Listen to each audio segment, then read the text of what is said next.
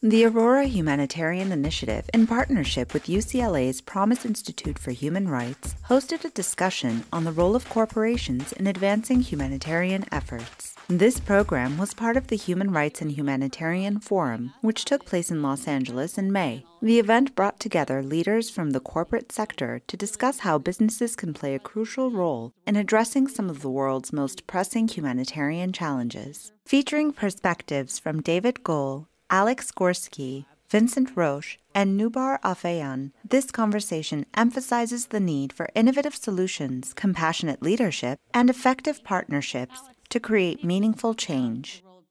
Really eager for your perspectives on the question at hand, which is the role of corporations in advancing a humanitarian agenda.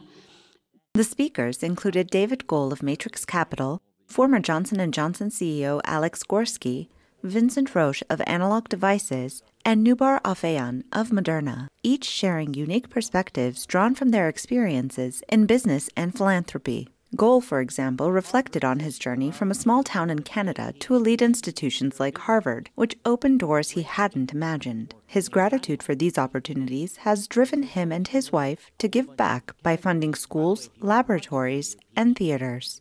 4 years ago, we began providing exome genome sequencing to our employees, to our investors.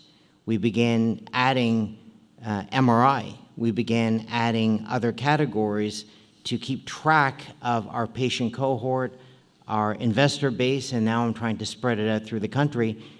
Goel believes in using cutting-edge medical technology not just for business purposes, but to improve the health and well-being of company employees, and that widespread adoption of these methods could allow for better early detection and response to health risks. In the discussion, panelists addressed several key questions, including why corporations should be involved in humanitarian work, how they can effectively contribute, and the barriers they face. One common theme was the idea that corporate responsibility goes beyond profits. It includes a commitment to addressing social and environmental issues that affect communities worldwide.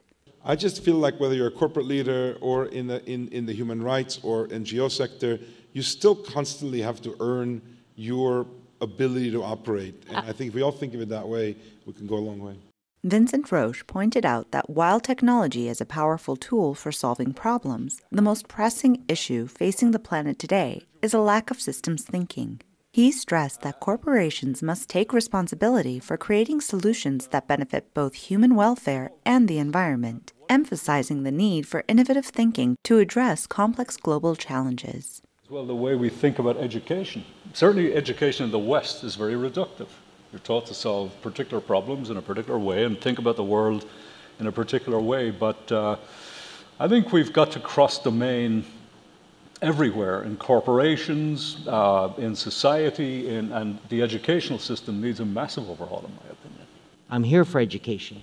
I want education to go to our youth to assemble and accelerate their throughput to be competitive.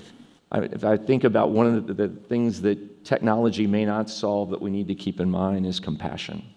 Alex Gorsky discussed the significant influence large corporations can have in driving change, highlighting the importance of partnerships between NGOs and large businesses to create a meaningful impact. He noted that larger companies often set the standards for employee benefits, wages, and safety protocols, thereby influencing policies on a global scale.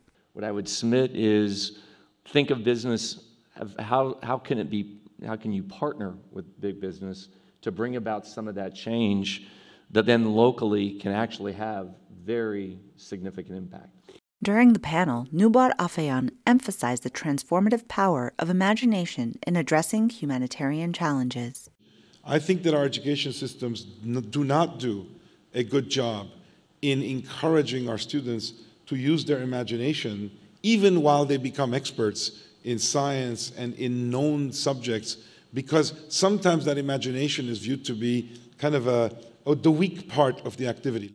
Afeyan argued that while reasoning helps us to navigate the present, imagination allows us to envision a better future, particularly in conflict zones where traditional approaches fall short. He pointed out that societies often become trapped in their current grievances, while the ability to think creatively can pave the way for innovative solutions. Thank you. I will add my own, which is the alchemy of live human conversation that is unscripted and unplanned and brings forth things that we didn't know and didn't expect. So please join me in thanking this panel for their wisdom, their compassion,